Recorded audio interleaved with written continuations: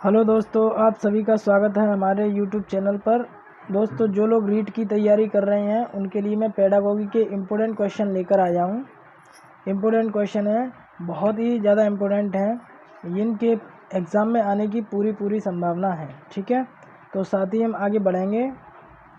ये जो पार्ट है आपका, ये पेडागोगी ये पार्ट 3 है। कौन सा पार्ट है? ये 3 पार्ट है। ये जो मैं लेकर आया हूँ पार्ट 3 है। ठीक है, इससे पहले मैं 2 पार्ट अपलोड कर चुका हूँ, आप उन्हें देख सकते हैं। बाकी का मैं डिस्क्रिप्शन में इनके पीछे के वीडियो के लिंक भी दे दूँगा। साथ ही मैंने अपने चैनल पर प्लेलिस्ट बनाई है रीट 2021 के नाम से, आप उसके अंदर जाएंगे तो आपको पिछले प्रीवियस वीडियो मिल जाएंगे। अगर वीडियो अच्छा लगे तो लाइक करना और चैनल को सब्सक्राइब करना अगर आप चैनल पर नए हैं तो। साथ ही आप अपने दोस्तों के साथ भी शेयर कीजिएगा अगर आपको वीडियो अच्छा लग रहा है। अगर कोई दिक्कत है, कोई क्वेश्चन है तो आप कमेंट करके पूछ सकते हैं। चलिए आगे बढ़ेंगे अब आज के पहले क्वेश्चन की ओर। हमारा पहला क्वेश्चन है, साथ ही मैं बता दूं बच्चों, आज मैं जो कराने वाला हूं क्वेश्चन वो सिगमंड फ्रायड से रिलेटेड क्वेश्चन करा रहा हूं। सिगमंड फ्रायड जो हमारे मनोवैज्ञानिक हैं, इन्होंने अपना एक नियम दिया है। वो कौन सा नियम है उसके बारे में बात की जाएगी। ठीक है, तो आप सभी लोग समझ गए होंगे कि इस क्वेश्चन का आंसर क्या होने वाला है। आप सब लोग जानते हैं कि किशोर अवस्था से संबंधित मनोविश्लेषणात्मक सिद्धांत का प्रतिपादन किसने किया। तो मनोविश्लेषणात्मक सिद्धांत, आपको ध्यान रखना है, मनोविश्लेषणात्मक सिद्धांत किसने दिया है? किशोर अवस्था से रिलेटेड है, तो सही आंसर आएगा सिगमंड फ्रायड ने दिया है। किसने दिया है? सिगमंड फ्रायड ने। C option. Very important question है, ये एग्जाम में कई बार पूछा गया है, रिपीटेड क्वेश्चन है। अगला क्वेश्चन, क्वेश्चन नंबर 2। फ्रायड के अनुसार व्यक्तित्व की संरचना की सही कोटि है। फ्रायड के अनुसार व्यक्तित्व की सही संरचना की कोटि है। ऑप्शन ए कह रहा है कि अति अहम, इदम अहम। दूसरा ऑप्शन कह रहा है इदम अहम, अति अहम। अगला कह रहा है अहम, अति अहम, इदम। और डी ऑप्शन कह रहा है इदम, अति अहम, अहम। क्या होगी इसकी सही आंसर? क्या आपको लग रहा है? तो बच्चों, इसका सही आंसर होगा इदम, अहम और अति अहम। Option number B is the right answer. Option number जो बी है वो हमारा राइट आंसर है, बी ऑप्शन। ठीक है बच्चों, आपको बता दें क्या होता है ये इदम अहम या अति अहम। ये इंग्लिश में लिखा आ जाए तो आप कैसे समझेंगे? कभी कभी क्या होता है कि इंग्लिश में पूछ लेते हैं, तो इंग्लिश में इदम को कहते हैं इड। क्या कहते हैं? Id, ID, id. ठीक है, और अहम को कहते हैं ईगो। क्या कहते हैं? ईगो। और अति अहम को कहते हैं सुपर ईगो। क्या कहेंगे? Super ego. ठीक है, यहाँ पर मैं कुछ बातें बताना चाहूँगा। इड का मतलब होता है एकदम सुख शांति चाहने वाला, एकदम सुख चाहने वाला, कैसे भी करके उसको सुख चाहिए हर स्थिति में। सुखवादी सिद्धांत है, इच्छाओं का भंडार ग्रह है, सबसे ज़्यादा इच्छा इसी के अंदर होती हैं, इड अवस्था में। ठीक है, इसके बाद आता है ईगो। ईगो के अंदर आदमी वास्तविक जीवन जीने लगता है और वो हर चीज़ के पीछे अपना तर्क लगाता है कि ये करना सही है या नहीं। अगर हम ऊधम करेंगे तो हमारी डांट हो जाएगी, फटकार हो जाएगी, गलत काम करेंगे तो सज़ा मिलेगी। इस प्रकार के काम करने से पहले क्या करता है? सोचता है। तो ये क्या है? वास्तविकता से परिचित हो गया। तो ईगो के अंदर यानी कि हम के अंदर वास्तविकता से भरी बातें आएंगी। इसके बाद है सुपर ईगो। सुपर ईगो में क्या होता है कि आदर्शवादी बातें चली जाती हैं, कि यहाँ पर ईमानदारी ज़्यादा सबसे लागू होती है। हर चीज़ के पीछे ऐसे सोचेंगे जैसे कि हमारे पास पैसा नहीं है और भूख लग रही है, तो यहाँ पर आदर्शवादी होने के कारण रोटी को चुराने से पहले भी ये सोचें नहीं, रोटी चुरानी नहीं है, भले ही भीख मांग के खा लो। इस टाइप का आदर्शवादी सिद्धांत यहाँ पर रहेगा। कहाँ? ईगो के अंदर, सुपर ईगो के अंदर। ठीक है, आदर्शवादी हो जाता है यहाँ पर। और जिसके जस्ट विपरीत होता है, इसके जस्ट विपरीत होता है इड। इड कहता है कुछ भी करो सुख चाहिए, चाहे गलत काम हो, अनैतिक हो, कुछ भी हो, सुख चाहिए। तो ये इड कहलाएगा हमारा। ठीक है, अगले क्वेश्चन की ओर आए हम। अगला क्वेश्चन है कि इदम अहम और परा अहम, इदम अहम परा अहम किस संरचना के भाग हैं? किस संरचना के भाग हैं?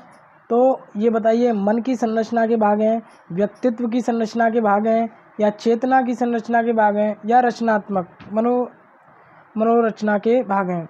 तो क्या सही आंसर होगा? Option number B is the right answer. ये व्यक्तित्व के भाग हैं और जो सिद्धांत किसने दिया है? सिगमंड फ्रायड ने। व्यक्तित्व के भाग हैं। व्यक्ति का ये व्यक्तित्व होता है। इदम का मतलब इड, अहम का मतलब ईगो और पराअहम का मतलब सुपर ईगो, यानी कि इड, ईगो, सुपर ईगो। आगे बढ़ेंगे, अभी मैंने डिस्कस किया था इसके बारे में। अगले क्वेश्चन पे आते हैं। क्वेश्चन 4, सिगमंड फ्रायड ने मन की दशाएं बताई हैं। मन की दशाएं बताई हैं, क्या हैं मन की दशाएं? इदम, अहम, पराअहम, नार्सिज्म, चेतन, अचेतन, अर्धचेतन या लिबिडो। कौन सा सही आंसर होगा बताइए? मन की दशाएं, तो बिल्कुल सही ऑप्शन आ रहा है option number C. Option number C right answer होगा। चेतन, अचेतन और अर्धचेतन। चेतन, अचेतन और अर्धचेतन। मन की 3 दशाएं बताई हैं, चेतन, अचेतन और अर्धचेतन। चेतन मन वो होता है जिसमें हम कोई काम कर रहे हैं, कुछ भी अपने दिमाग से कैलकुलेशन कर रहे हैं, ये सारी चीज़ें जो एक्टिव है वर्तमान में है, वो क्या है? चेतन है। अचेतन मन वो है कि कुछ हमने किया, याद किया, जैसे कल का चैप्टर किसी ने याद किया तो वो अचेतन मन में पहुंच गया, यानी जो हमें ध्यान नहीं रहता, बाद में क्या है हम भूल जाएं, हमारे दिमाग में कोई चीज़ है और हम भूल जाते हैं उस चीज़ को, तो वो क्या होती है? अचेतन मन में पहुंच जाती है। यानी कि इसको चेतन को कहते हैं कॉन्शियस माइंड, और इसको कहेंगे अनकॉन्शियस माइंड, और इसको सेमी कॉन्शियस बोलेंगे, यानी कि अर्धचेतन। अर्धचेतन का काम ये होगा कि हमें कोई चीज़ याद नहीं आ रही है और अचानक से अपने आप याद आ जाती है। जैसे कि हमने एक किताब मेज अलमारी में रख दी थी, पहले हमें ऐसा याद है कि अलमारी में रखी थी किताब, और फिर बाद में ध्यान आया अरे वो किताब तो हमने अपने दोस्त को दे दी। तो ये प्रक्रिया क्या कहलाएगी? अर्धचेतन कहलाएगी, कि उसको याद, उसके दिमाग में कन्फ्यूजन हो गया, वो कहेगा अर्धचेतन।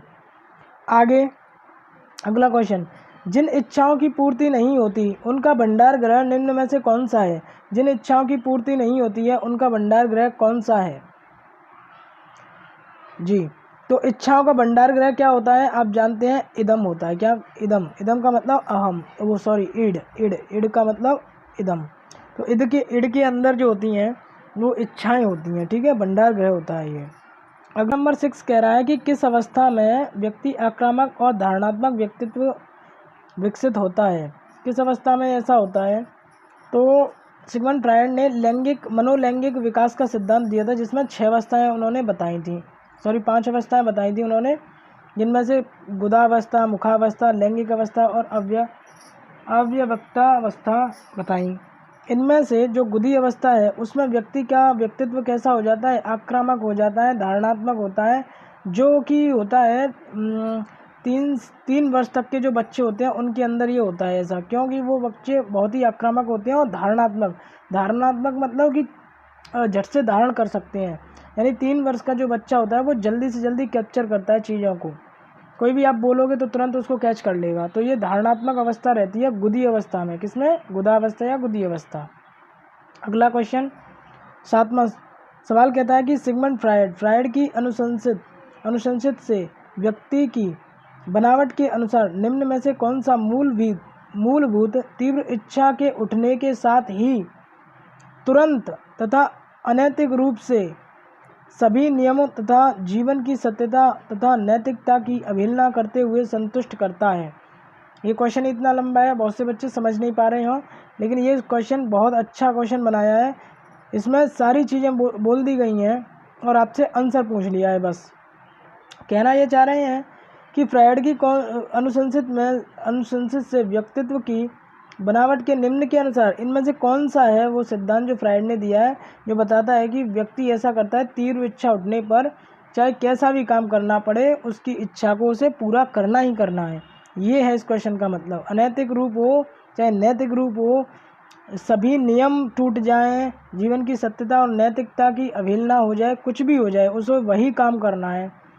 तो ऐसा कौन सा व्यक्तित्व का कौन सा इसमें से जो सिद्धांत है वो दिया था फ्रायड ने? पराअहम, अहम और पराअहम दोनों, इदम या अहम, कौन सा इसका सही आंसर होगा? तो पीछे मैं अभी पढ़ा चुका हूँ कि जो इदम होता है वो अपनी सुख शांति चाहता है, तो इसका आंसर सही हो जाएगा इदम। चाहे कुछ भी हो जाए, इन्हें सुख चाहिए, सुख के लिए ये कुछ भी करेंगे, तो इदम होगा इसका सही आंसर। आगे बढ़ेंगे। अगला क्वेश्चन है, अहम के नियम पर कार्य करता है। तो अहम किसके नियम पर काम कार्य करता है? अहम, बिल्कुल आप बहुत से बच्चे इसका सही आंसर दे रहे हैं। सुख, नैतिकता, वास्तविकता या कल्पना? तो बिल्कुल सही आंसर दिया है वास्तविकता। आप लोग सही सोच रहे हैं सभी लोग, क्योंकि अहम के अंदर क्या आती है? वास्तविकता। पिछले ही सेशन में बताया है इड, ईगो और होता है सुपर ईगो। क्या होता है? Super ego. तो यहाँ इड में क्या होता है? सुखवादी, ईगो का मतलब वास्तविकता और सुपर ईगो का मतलब आदर्शवादी। तो ये चीज़ें आपको ध्यान रखनी है बस, बहुत ही इंपॉर्टेंट क्वेश्चन बनेंगे इससे। आगे बढ़ेंगे। निम्न में से कौन सा सिद्धांत व्यक्त करता है कि मानव मस्तिष्क एक बड़ी बर्फ की बड़ी चट्टान के समान है, बर्फ की बड़ी चट्टान के समान है, जिसका अधिकांश भाग पानी में छिपा रहता है, अर्थात जिसका अधिकांशतः छिपी रहती है, एवं उसमें चेतन के 3 स्तर होते हैं। बिल्कुल, चेतन के 3 स्तर होते हैं। ये किसने कहा है? गुण सिद्धांत ने, प्रकाश सिद्धांत ने, मनोविश्लेषणात्मक सिद्धांत ने या व्यवहारवाद सिद्धांत ने? तो बिल्कुल सही आंसर आ रहा है मनोविश्लेषणात्मक सिद्धांत ने। किसने बताया? ये मनोविश्लेषणात्मक सिद्धांत ने बताया है। ठीक है, आगे बढ़ते हैं। क्वेश्चन नेक्स्ट क्वेश्चन कहता है कि चेतन मन का स्वामी, मन का मुख्य शासक, ना सुखवादी बनो ना आदर्शवादी बनो, यह सिद्धांत किस पर आधारित है? ना तो सुखवादी बनो ना आदर्शवादी बनो। तो सीधी सी बात है, बीच वाले रह गए कौन? वास्तविकता वाले रह गए। और वास्तविकता का मतलब आप लोग जानते ही हो कौन है? ईगो, यानी कि अहम। तो इसका सही आंसर क्या हो जाएगा? ऑप्शन नंबर बी इसका सही आंसर। सिगमंड फ्रायड के अनुसार मस्तिष्क का चेतन मन अचेतन मन का कुल भाग होता है। तो देखिए बच्चों, चेतन मन होता है एक भाग, तो 10वां भाग उसका कौन होगा? उसका मतलब टोटल 10 है। कितना है? टोटल 10 है। तो अगर एक भाग हमारा अचेतन है तो 9 भाग जो है वो अचेतन होता है।